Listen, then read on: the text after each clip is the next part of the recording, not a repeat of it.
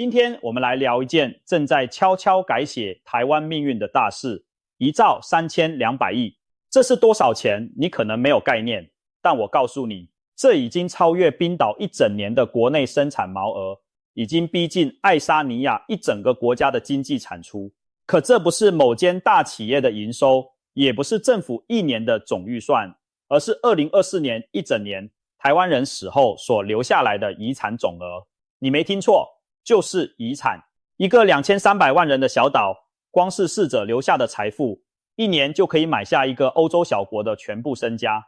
而在你看这段影片的此时此刻，台湾每一天平均有超过500件遗产案件在国税局排队申报。这股被称为大继承潮的浪，正以前所未有的速度冲击着房市、职场、世代、人性，甚至在一层层翻动台湾整个社会的地基。可这股浪从哪里来？它背后藏着什么秘密？台湾人真的要因此翻身吗？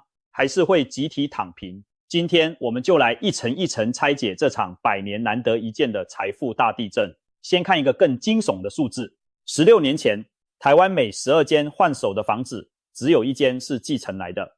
那时候绝大多数交易来自买卖，大家拼命工作，辛苦攒钱，好不容易凑头期款去买房。可是今天呢，每3间换手的房子就有1间是继承来的，而且这个比例还在加速扩大。专家推估，未来每5年台湾就会新增大约100万件继承案。100万件是什么概念？这几乎等于每23个台湾人当中就有1个人在这5年内会继承到什么东西。而根据内政部统计，台湾65岁以上的银发族手上紧紧抓着的房子就已经高达413万户。也就是说，扣掉商办和空地，全台湾将近1半的住宅都在随时可能离世的老人家名下。当这413万户房子陆陆续续松手，陆陆续续换人，陆陆续续被丢到市场上的那一天到来，你觉得台湾的房市会发生什么事情？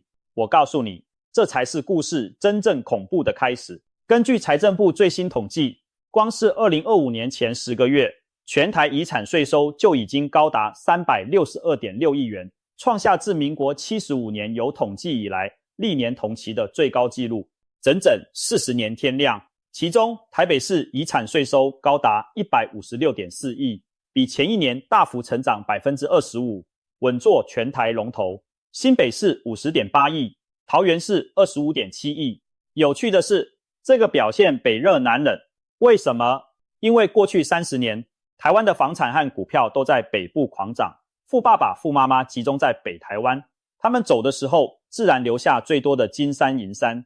换句话说，这一场大继承潮不只是一场财富的转移，更是一场地理的不公，一场北台湾越来越富，南台湾相对被抛下的结构性分化。这是台湾第一个隐形的断层。可是1兆3200亿的遗产到底藏在哪些人手上？你可能以为这是少数富豪的故事，其实不然。2023年一年，全台遗产净额超过1亿元的大额案件就有698件，这些案件平均每一件的遗产总额高达 3.12 亿元。但真正吓人的不是这些1亿2亿的豪门，而是那些被我们所忽略的中产家庭。过去30年，台湾战后婴儿潮世代靠着经济起飞，股市万点，房价狂飙，一步一步把他们的家庭资产堆叠到惊人的高度。他们可能只是公务员退休，可能只是小工厂老板，可能只是开了几十年面店，但他们在台北市买的那间公寓30年下来已经从200万涨到2000万。他们死后留下的不是巨额现金，而是一栋又一栋的不动产。这就是为什么台湾这一波继承潮最核心的标的从来都不是股票，不是黄金，不是债券，而是房子，永远是那栋又一栋灰扑扑的老房子。好，接下来问题来了，当这么多老房子在接下来10年、20年，以每年超过500件，每5年100万件的速度被丢到下一代手上的时候，下一代会怎么处理？会像爸妈一样把他们当传家宝供起来吗？会继续住下去吗？研究显示，真相可能是一个让整个房市都会发抖的答案。年轻一代继承到老房子之后，最常见的处置方式就是卖，就是脱手，就是赶快变现。为什么？第一，他们根本不想住在那些爸妈留下来的老公寓；第二，他们已经在自己工作的地方买了新房，租了新房根本用不到老家；第三，这些继承来的房子多半在偏远区域，在没有电梯的5楼，在机能衰败的老社区。有仲介业者统计，台北市有些区域每 2.8 间换手的老屋就有1间是继承屋，而这些继承屋挂到市场上之后，有超过1/3的卖价，硬生生比同区行情低了2成到3成。你听懂了吗？这不是我在危言耸听，这代表什么？代表当继承潮真的全面爆发，台湾的房市会出现一波又一波的廉价抛售潮，这些抛售屋会像一把又一把的钝刀，缓缓切进房价的脖子里，而且愈是偏远，愈是老旧，愈是没有生活机能的区域，受伤愈重。看看内政部最新的数字，你就知道了。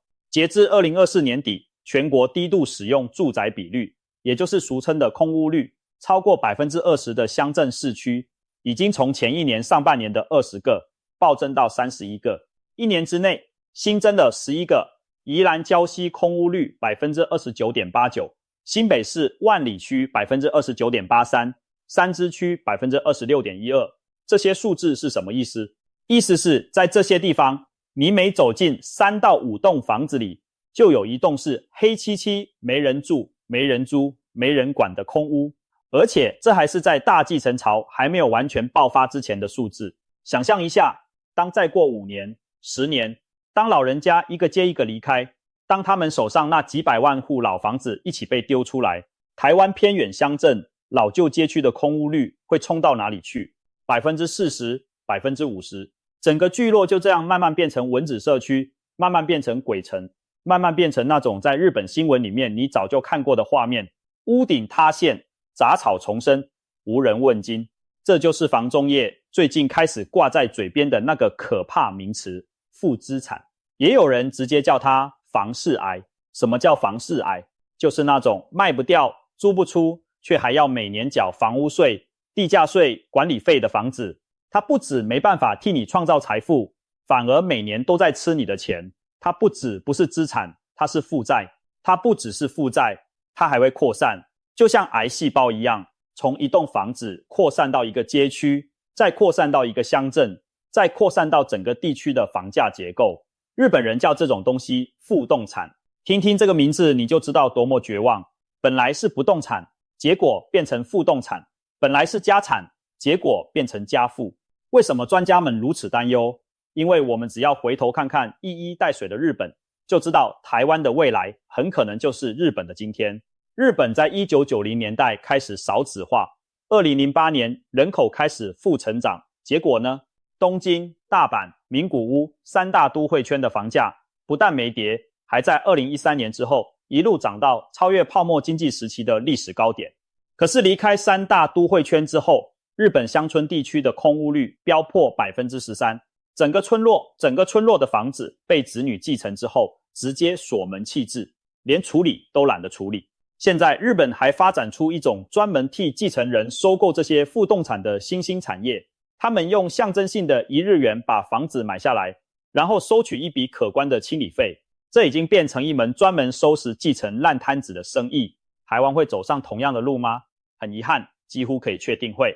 因为我们的少子化甚至比日本还严重，我们的人口负成长甚至比日本还快，我们的乡镇人口外移也比日本还剧烈。根据内政部统计，截至2025年9月底，台湾总人口数为2331万7031人，已经连续21个月负成长，连续21个月，每个月都在调人，调了又调，调了又调。当人口不断减少，房子不断增加，不断被继承出来，一加一减之间，那个可怕的供需失衡，就是房市癌细胞最喜欢生长的土壤。但请注意，这不代表台湾的房市会一起崩盘，不，恰恰相反，它会出现一种极度残酷的赢者全拿现象。继承下来的好房子，位于北市精华区的那种身价会持续上涨，因为土地有限，捷运有限，好学区有限。继承下来的烂房子，位于偏乡，位于老旧无电梯公寓，位于人口流失乡镇的那种身价会持续下跌。甚至会跌到没人愿意承接，最后只能收归国有。这是一个大分化、大断裂、大重组的时代。房市不会死，但它会像生命一样进行一场残酷的物种大灭绝。讲到收归国有，这里有另一个非常惊人的数据。根据财政部国产署的统计，2021年到2025年这5年之间，台湾有多少遗产因为无人承认继承、无人来收、无人敢要，最后只能依法收归国有，总值高达 31.7 亿元。这包括54栋房屋以及704笔土地。更可怕的是，国产署目前手上还有1707件代管遗产正在等待清理，历年累计担任遗产管理人的案件更是高达9130件。你看看这个数字，有些土地甚至等了44年都没有人来认。这些人为什么不来继承？有3个可能。第一，家族四散，没人知道还有这块地。第二，这块地负债太多，税金太重，根本是个烫手山芋，谁拿谁赔钱，全家商量好一起抛弃继承。第三，这是一个没有子嗣的孤独老人家，他走了就真的走了，一个人也没留下。你看，一栋没人继承的房子，背后站着一个无声的家族悲剧，而这才是大继承潮最令人心碎的一面。它不只是富人家族的财富游戏，它同时也是一个个破碎家庭的无声告别。好，说完了房市的冲击，我们来看看这场继承潮是怎么重新洗牌台湾的财富结构。你要知道，这股财富转移的规模有多么巨大。有学者估算，台湾年轻一代之间的财富落差最高可能拉大到70倍。什么意思？就是一个20几岁的年轻人继承到台北市信义区的一间公寓，他的财富瞬间就超越了一个兢兢业业打判工作20年的同辈人。2个人从小同班同学，一起读书，一起考试，一起进职场，可只因为一边的父母买了房，一边的父母没买房，他们人生下半场的起跑线就被硬生生拉开了70倍的距离。这不是阶级，这是种姓，这不是竞争，这是命定。于是一个非常诡异的现象出现了，它叫做倒贴上班。有些年轻人继承到巨额资产之后，对工作薪水完全无感，一个月几万块的薪水比不上他家一栋房子一个月的涨幅。他们不再为了钱而工作，可他们为什么还要工作？为了社交，为了意义，为了打发时间，为了爸妈脸上好看。甚至有年轻人坦言，愿意自己掏钱，自己付停车费，自己付餐费，只为了能有个办公室可以去，有个同事可以讲话。这就是倒贴上班。所谓的金手铐，那种用高薪绑住员工的古老管理工具，在大继承世代面前已经彻底失效。管理学者把这种新形态的员工叫做 3C 员工，他们追求的不是薪水，而是挑战、成长和意义。他们随时可以说不，随时可以走人，随时可以回家继承爸妈留下的被动收入过日子。这对台湾的职场是天翻地覆的冲击。过去30年，台湾的资方一直靠着一个简单的逻辑统治员工，那就是你不做，有的是人做。可是当年轻人一个个继承到上千万、上亿的资产，这句话瞬间变成笑话。你不做就算了，我本来就不缺钱。于是主管要开始学习尊重员工，学习给予意义，学习讨好那些其实比老板还有钱的新世代小职员。这不是坏事，这其实是台湾劳动环境真正升级的契机。但对那些还在用维权管理，还在用剥削榨干员工的传统老板而言，这一场大继承潮将是他们事业的末日审判。可是这里面也藏着一个极大的隐忧。专家指出，大继承潮之后，台湾的年轻世代很可能会分裂成2种躺平族，一种是富到不用判的躺平，一种是努力也无望的躺平。前者不需要努力，因为他们继承到的资产比一辈子薪水还多。后者不想努力，因为他们看着同龄人轻轻松松就超越自己，心中失去斗志。两边人都躺平了，整个社会的劳动力、创新力、生产力会不会就此崩溃？这是很多经济学家正在担心的事情。然而，危机就是转机。如果我们换一个角度来看，当一个社会有越来越多人不必为了温饱而工作，这些人如果觉醒过来，如果把继承到的资源拿去做创新、做创业、做文化、做艺术、做长期研发，那么台湾就有可能从一个汗水驱动的制造业社会进化成一个创意驱动的后现代社会。看看意大利，看看法国，看看那些富过3代的家族，他们的后代不再追求生存，他们追求卓越，他们创造品牌，他们支撑着整个国家的高附加价值产业。大继承时代可以是台湾坠落的黑洞，也可以是台湾跃升的跳板，就看下一代怎么选，就看整个社会怎么引导。说到引导，就不能不谈制度和税法。2026年，台湾的遗产税正与税集聚，因为消费者物价指数上涨 12.42%， 达到调整门槛，税负集聚再度往上调整，高资产族群的税负压力相对减轻。目前遗产税的免税额维持在1333万元，超过才开始课税。这个设计本意是让高资产的人多缴一点，让财富重新分配。可是在实务上，高资产家族早就透过保险、信托、家族办公室、境外公司等各种工具，把遗产税的冲击降到最低。根据中信银最新发布的2025年台湾高资产客群财富报告，高资产家族已经越来越流行用保险预留税源，让子女不必因为缴不起遗产税而被迫贱卖祖产。45岁以下的新一代传承者，甚至有1/4愿意透过家族资产信托来传承财富。信托这种原本只有超富豪才用的工具，正在快速平民化、年轻化。而这一切的背后，代表的是什么？代表台湾真正的财富集中程度可能远远超过官方统计所揭示的那个数字，代表那些没有保险、没有信托、没有专业顾问的一般中产家庭，在继承这场赛局里会缴最多的税，受最大的伤，摔最深的跤，代表大继承潮会进一步放大台湾的贫富差距，而不是缩小它。所以我们回到最开头的那个问题，一兆3200亿的遗产洪流，每天500多件的继承案件，这到底是台湾的大礼还是台湾的诅咒？答案可能是两个都是。它是战后婴儿潮世代用一辈子辛劳换来的礼物，他们省吃俭用，他们白手起家，他们从贫困走向小康，他们把一整个时代的红利压缩成这张沉甸甸的遗嘱，交到下一代手上。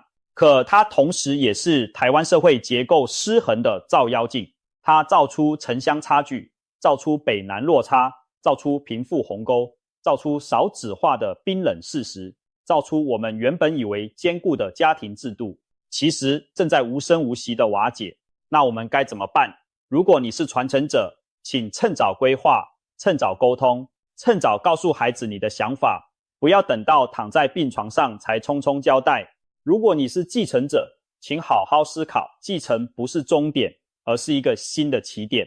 你要用这份从天而降的资源做什么？是躺平虚度，还是传承下一个30年的价值？如果你什么都不是，只是一个默默看着这波大潮的旁观者，那请你记得，房市不会一起崩盘，但会大分化；职场不会一样竞争，但会重写规则；人生不会变简单，但会充满选项。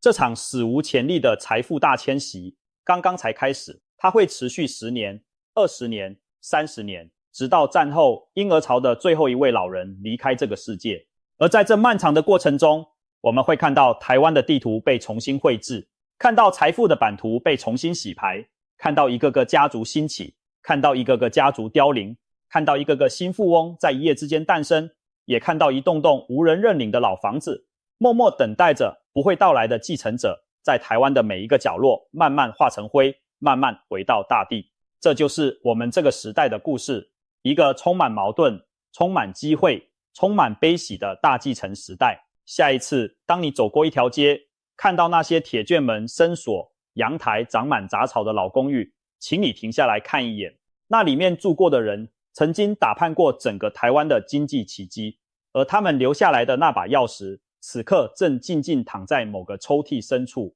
等待着下一个世代来决定，它打开的是另一个财富帝国，还是另一个被时代遗忘的空屋？属于你的那把钥匙又会带你去哪里呢？